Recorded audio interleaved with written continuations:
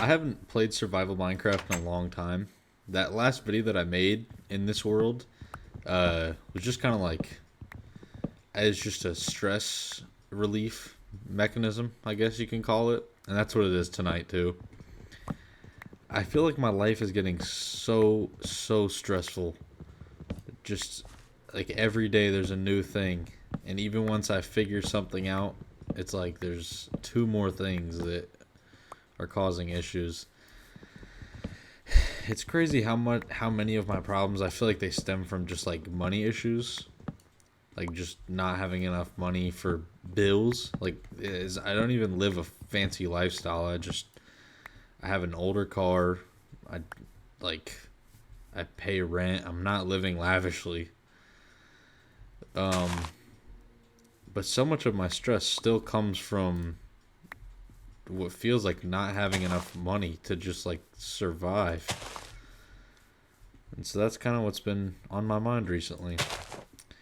And this game, it just it's just a nice stress reliever because I don't know, partially the nostalgia that I talked about last video, and partially it's like there's I have there's like very few things in this game that can go wrong depending on how you play.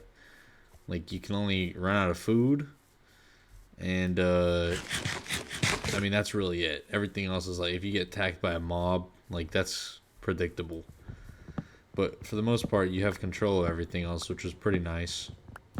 One of the things that bugs me about like how expensive things are is just seeing like how things are handled everywhere else. I know at the end of the day, it's like the best. At the end of the day, I'm responsible for my own situation. Like if I had done things differently, I wouldn't be where I'm at now. I probably wouldn't be stressing about the same things that I'm stressing about now. But at the same time, there are other factors. No matter how much responsibility you take, there's other factors that contribute to your situation. And like the cost of living, like my rent, majority of rent options that I have, like places to live, they're all like just profit driven, which I know is like the whole deal. Like yeah, it incentivizes people to provide housing, but to me it feels like it's at like a peak. It just like it seems like majority of my options, they only have profit in mind. Like before it was like, oh, I have an extra room or I have an extra house that I'm not using, so I'll rent it out. But now it's like they're everybody's only goal is to make things as cheap as possible and then get you to pay as much as possible. Like that's what drop shipping is. Drop shipping doesn't do any good for anybody. And I feel like I'm getting drop shipped everything. The housing. It's like how can I cheap out on every material possible to build this place and then still charge the exact same rent as if this place was like a really high quality, really nice. Like it's very artificial. I think that's the hardest part. If things were expensive, but in general I could say that I had nice things, I think that would be different. It's just it doesn't feel good when I feel like I'm getting scammed on everything.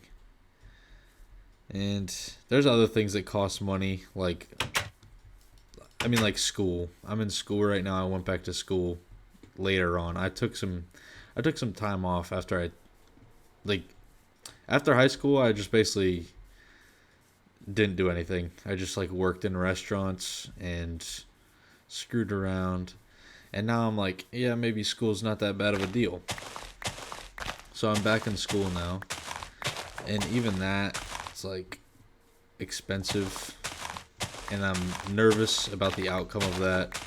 Like I'm told that I'll have good opportunities, but and I'm like I try to tell myself that that's what I believe, but there's also like part of my mind that's just like, what if that doesn't happen? Like what if you get to the end of this and then there's not that many opportunities, and then I'm like, because the whole like the way that I justify the things that I'm dealing with now, the stresses that I deal with now, is by telling myself like, well, it's okay because this is temporary. Once I finish school, Like once I cross that finish line, I'll have more opportunities, and then like I'll slowly be able to like start putting things together.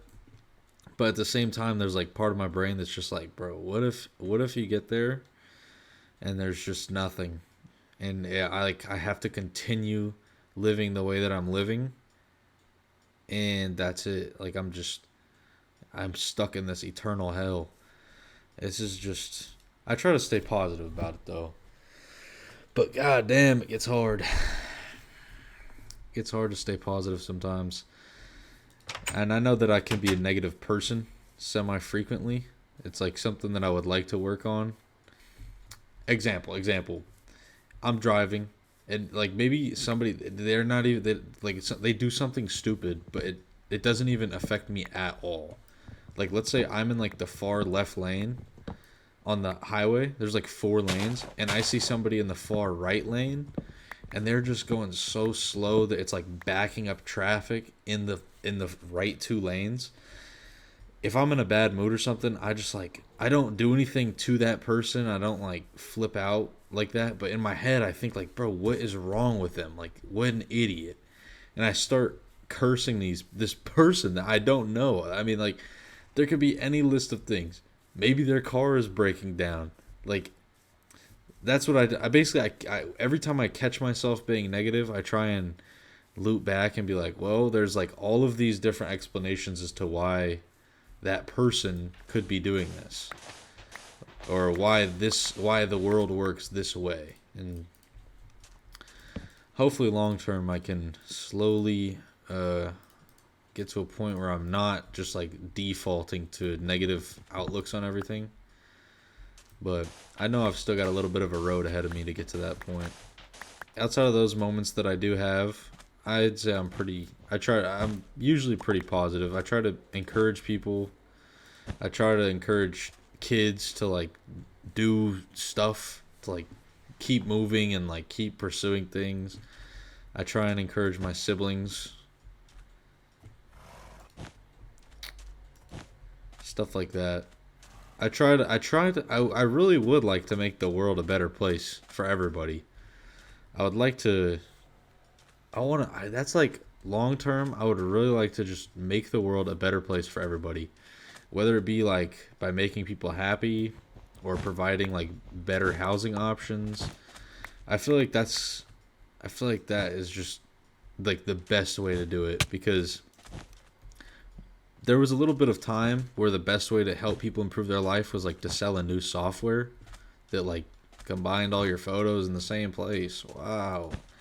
And that was like cool. But now, at least the issues that I'm facing that I would wish were solved, it's like literally just like, how am I gonna afford this? Even if you do like some base level calculations, these are not going to be facts. This is going to be mainly my experience and how I feel about things. So don't take this as facts, but like the cost of things versus the amount that the average person can make without any skills, it's just they're so not in line at all. Like $15 an hour, it's like nothing. You can't do anything with that. And even after taxes, $15 an hour is really only like $11 an hour.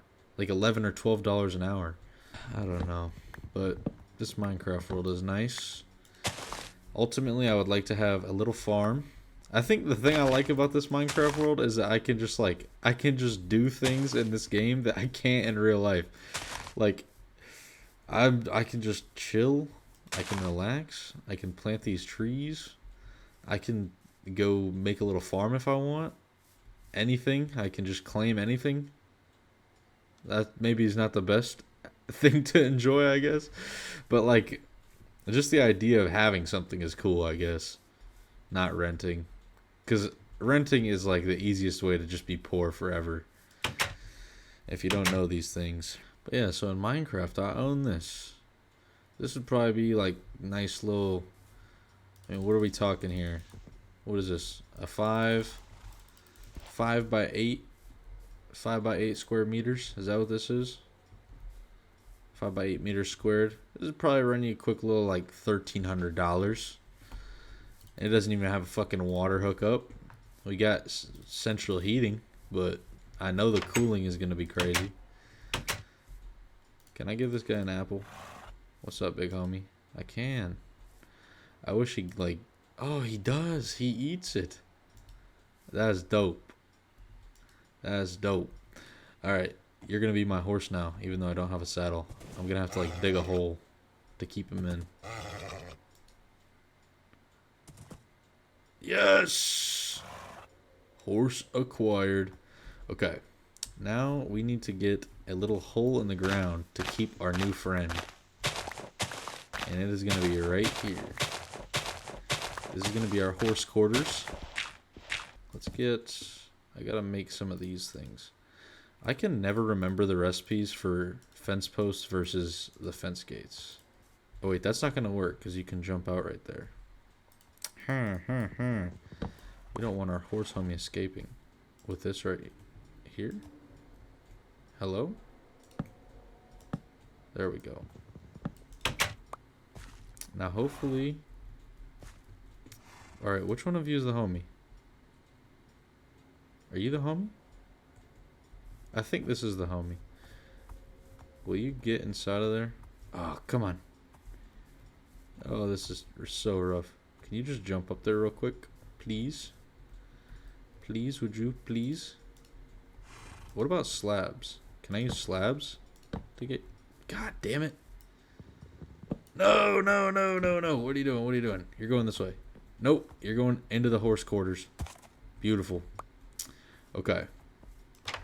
Now, once I get a saddle, he's going to be my best horse in the entire world. But until then, he's going to have to stay right down there. And I think to finish off this episode, I'm going to go ahead and just make this a little fancy little step up little, whatever you call this. Boom. Wow. Handicap access. That's what we'll call it. But I hope y'all enjoyed this video. I'm sure I'll make another one soon. Good night, boys and girls. Peace.